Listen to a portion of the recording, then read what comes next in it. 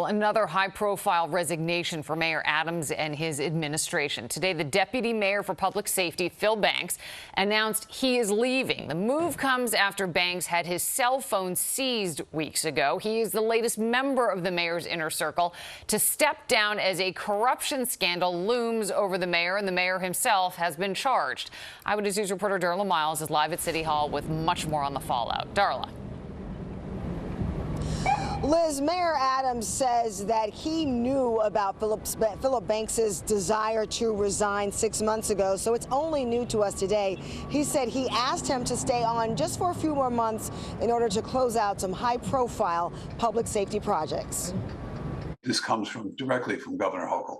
She said to clean house. She wants to see changes, and that's what she's seeing right now. Philip Banks III, deputy mayor for public safety, is the 6th top Adams administration official to step down in the last 30 days. It comes almost exactly 30 days after his cell phone was seized from his Queens home by federal agents. I tell you, we were captains together. That's when I first met Phil, and he was a captain in the neighboring precinct, and I was another captain in another precinct, 7375.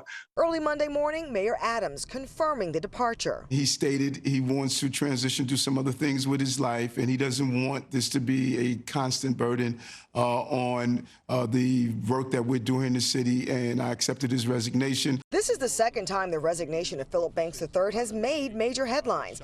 It's with great regret that I'm going to accept that resignation. I think the world of Chief Banks. The first time was 10 years ago when he accepted an appointment as first deputy commissioner under then NYPD Commissioner Bill Bratton, but abruptly did a 180 and turned the job down.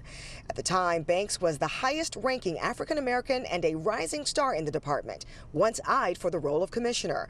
But 2 years later, he was named as an unindicted co-conspirator in a bribery and corruption case involving influence peddling. I never saw this with this side of him at all. He was all business all the time, and he tried to do the best job that I think he could have in that time period. So when I look at these outside instances and these issues, these things that he was involved with, really detracted from a talented man.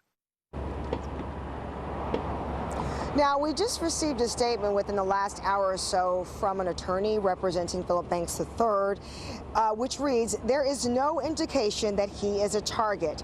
To the contrary, I was told he was not a target. Do not read anything into his resignation." That was the attorney for Philip Banks III. With regard to the federal probe swirling City Hall right now, we have not heard from Banks himself. As it stands, just that statement from his attorney. Reporting live at City Hall, Darla Miles, Channel 7 Eyewitness News.